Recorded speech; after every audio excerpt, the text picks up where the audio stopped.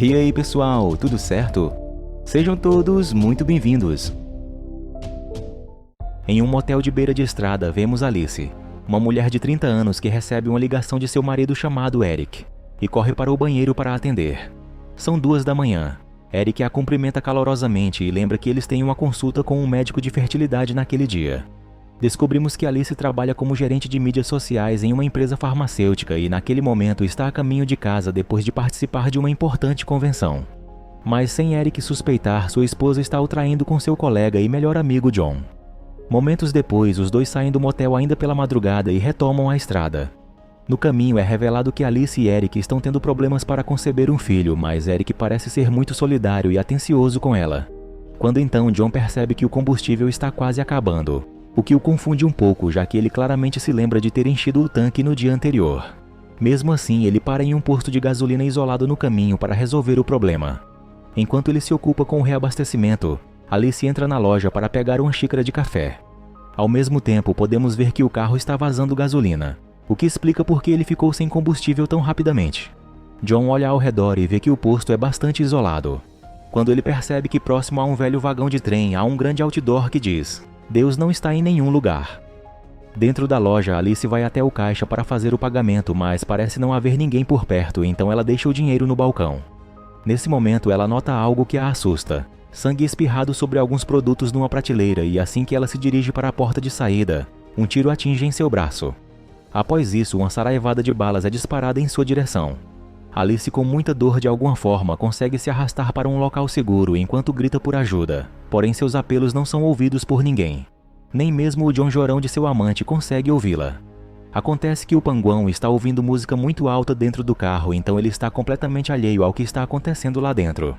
Depois de aplicar um torniquete em torno de seu braço ferido, Alice dá uma espiada lá fora. De repente, uma bala passa raspando por ela e é nesse momento que ela percebe que o atirador está no mesmo outdoor que John viu. Agora ela está em uma posição muito precária. Está encurralada por um agressor desconhecido e seu único possível ajudador está do lado de fora, totalmente alheio. Alice decide então alcançar seu celular, que está a alguns metros de distância. Mas quando está prestes a pegá-lo, o atirador o destrói com um único tiro. Com o tempo se esgotando, Alice decide procurar outros meios de sobrevivência. Ela observa no monitor as imagens das câmeras de segurança e descobre que há uma porta de saída. De repente, ela ouve uma voz vindo de algum lugar. Ao procurar ao redor, ela nota que a voz vem de um walkie-talkie em uma mesa próxima. Chegar lá ainda é muito perigoso, pois a mesa está dentro do alcance do atirador, então Alice elabora cuidadosamente um plano. Ela joga alguns pacotes de salgadinhos no ar, e quando o atirador atira neles, ela se apressa para pegar o walkie-talkie. Uma vez que ela consegue pegar, pede ao homem para chamar a polícia. Enquanto o homem do outro lado pergunta sobre sua esposa chamada Amélia. Nesse mesmo momento, John percebe que o combustível está acabando novamente e eventualmente descobre que o tanque de gasolina está vazando. Como Alice não retornou ainda e já fazia um bom tempo que ela entrou, ele entra na loja para verificar o que aconteceu com ela. No entanto, assim que a vê, ele é baleado no pescoço. John cai no chão e implora a Alice por ajuda, mas o atirador o atinge novamente, o matando de vez. Após o incidente, Alice tenta recuperar o walkie-talkie, que foi jogado na área aberta usando um cabo de vassoura. Alice então diz ao homem seu nome e as condições na lojinha de conveniência do posto. Quando o homem pergunta sobre sua esposa Amélia novamente, Alice informa que não vê mais ninguém no local. Ouvindo isso, o homem imediatamente chama a polícia em busca de ajuda. Ele então assegura a Alice que a ajuda chegará em 15 minutos. No entanto, no segundo seguinte, ele solta uma risada maníaca e revela que foi ele quem explodiu a cabeça de John. Como se isso não bastasse, o homem acrescenta que se Alice não quiser falar com ele, ele descerá até lá. Ao observar a sala, Alice nota alguns interruptores de luz e pensa que se a loja ficar escura, ela terá uma chance melhor de escapar. Alice pega alguns objetos e começa a arremessá-los na direção da caixa de interruptores, mas não funciona. Nesse ponto, ela percebe que a prateleira atrás da qual está escondida tem rodas. Ela move lentamente a prateleira e desvia da saraivada de balas disparadas contra ela. Ela consegue dar um salto e desligar as luzes dentro da loja. Momentos depois, Alice tenta entrar em contato com outra pessoa no rádio, mas a chamada continua conectando-se ao atirador. Ele diz que não há mais ninguém lá além dele, Alice e sua esposa Amélia. Nesse momento, Alice finalmente descobre que Amélia está morta, e o atirador revela que matou sua própria esposa porque ela estava o traindo. Ao descobrir isso, Alice fica ainda mais assustada, pois sabe o que vem fazendo de errado contra seu marido. Ela deduz que talvez esta seja a razão pela qual o atirador está atrás dela. Ou talvez ela tenha simplesmente sido pega no lugar errado na hora errada. Depois de um tempo, Alice vê um veículo chegar ao posto e um cara chamado Doug sai do carro. Ele entra na loja procurando por sua namorada Amélia. Ao vê-lo, Alice rapidamente pede a ele para se abaixar, alegando que há um atirador mortal nas proximidades. Alice então deduz que ele é o mesmo cara com quem Amélia estava tendo um caso. Ela diz a ele para chamar a polícia, mas para sua má sorte, Doug diz que deixou seu telefone no carro. Quando então ela percebe que desde que Doug entrou na loja, o atirador ficou em silêncio e não disparou mais nenhum tiro. Isso a faz suspeitar que Doug seja na verdade o tal atirador. Então quando olha novamente para onde ele estava, não o vê mais. É aí que de repente ele pula para detrás do balcão onde ela estava, dando-lhe um baita susto. O homem fica somente olhando o corpo de Amélia e lamentando sua morte. Alice pega um martelo caso precise se defender, e explica que foi o próprio marido de Amélia quem a matou. Mais chocado, Doug afirma que o assassino está mentindo, pois Amélia nunca foi casada. Alice então grita mandando Doug ficar longe dela, pois suspeita que ele que seja o atirador, mas Doug insiste que não é ele. Doug afirma que ele e Amélia trabalham em turnos da noite, e ele veio aqui apenas para ver sua namorada. Como resultado, Alice fica confusa e não sabe no que acreditar. Ela ainda está cética em relação a toda a situação. Então Doug diz a ela para falar com o assassino. Como o tempo está se esgotando e o atirador ficou em silêncio, Alice pede que ele vá até o carro e pegue seu telefone para provar que ele não é o atirador. Ela tentará distrair o atirador o melhor que puder.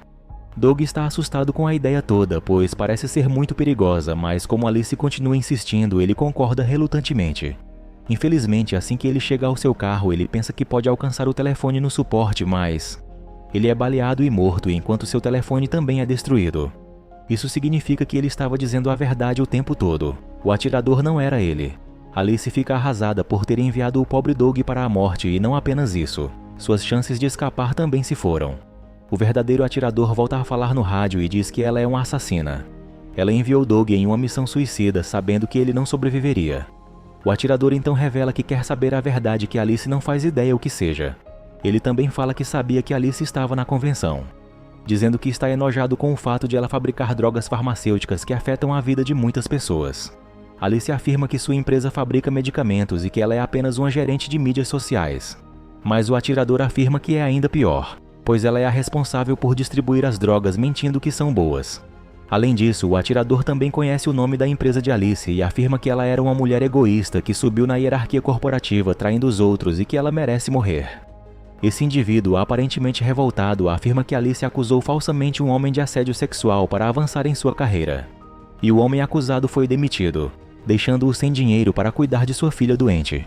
Enquanto o atirador continua falando, Alice vê alguns guarda-chuva e os alinha abertos para ter algum tipo de chance para escapar. Mas assim que ele percebe o que ela está fazendo, ele dispara várias vezes na direção dela. Felizmente, Alice consegue chegar à porta de saída, mas parece estar trancada. Ela então decide procurar objetos para quebrar o cadeado e tenta abri-lo, mas sem sucesso. Momentos depois, ela vê um cara aleatório chegando ao posto para abastecer seu carro. No entanto, quando seu cartão de crédito é recusado, ele parte logo em seguida. Surpreendentemente, o atirador não atira nele, indicando que ele só mata as pessoas que descobrem seus planos. Enquanto isso, Alice fica emocional e tenta convencer o atirador a deixá-la ir embora. Ela menciona que não conseguiu ter filhos e isso já colocou muita pressão em seu casamento. Mas, para sua surpresa, o atirador já sabe que ela está traindo o marido. Ele a repreende por ser uma mulher irresponsável e diz que o mundo estaria melhor sem ela. Nesse momento, ela avista um carro de polícia se aproximando do posto de gasolina em alta velocidade. Mas, para sua infelicidade, ele somente passa rapidamente sem parar. Alice aproveita a distração e consegue sair da loja.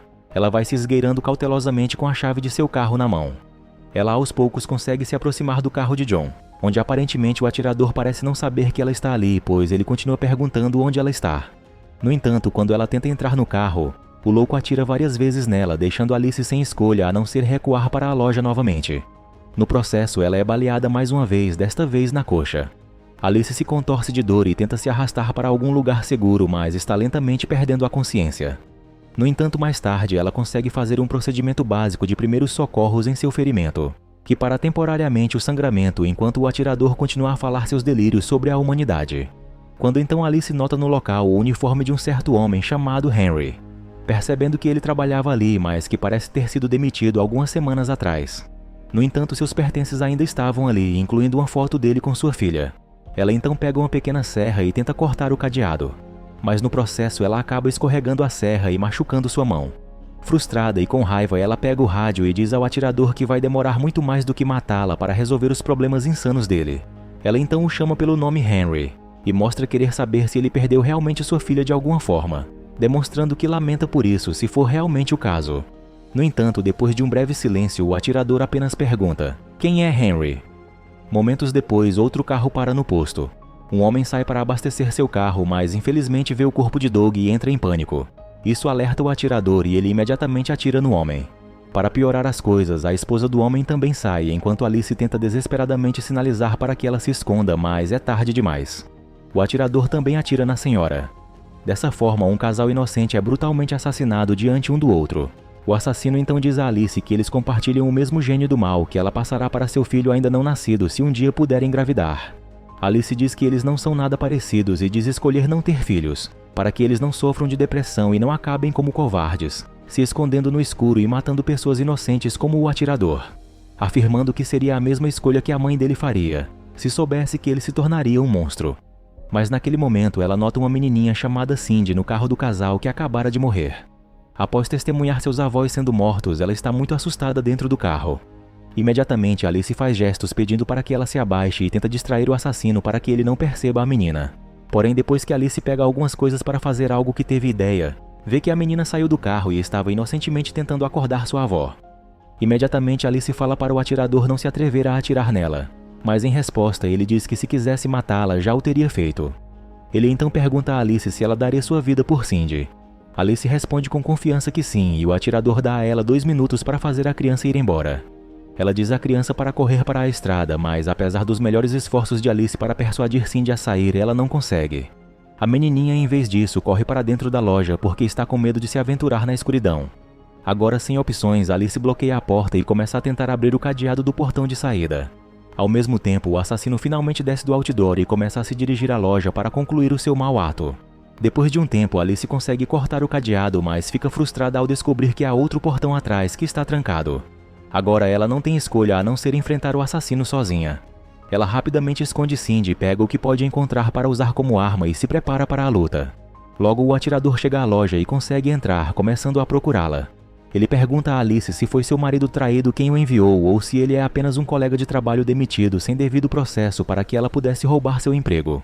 Ou quem sabe se ele talvez seja um pai angustiado que perdeu sua filha para complicações após usar os medicamentos de sua empresa. Conforme ele se aproxima de um canto, Alice de repente o ataca por trás e enfia uma haste de ferro em suas costas e uma chave de fenda em seu ombro. Mas isso ainda não é suficiente para derrubar o atirador. Ele bate em Alice e os dois começam a lutar quando Alice tenta tirar sua máscara. Enquanto isso, Cindy ouve os sons da luta escondida. Em seguida houve um tiro e Alice cai no chão, aparentemente morta.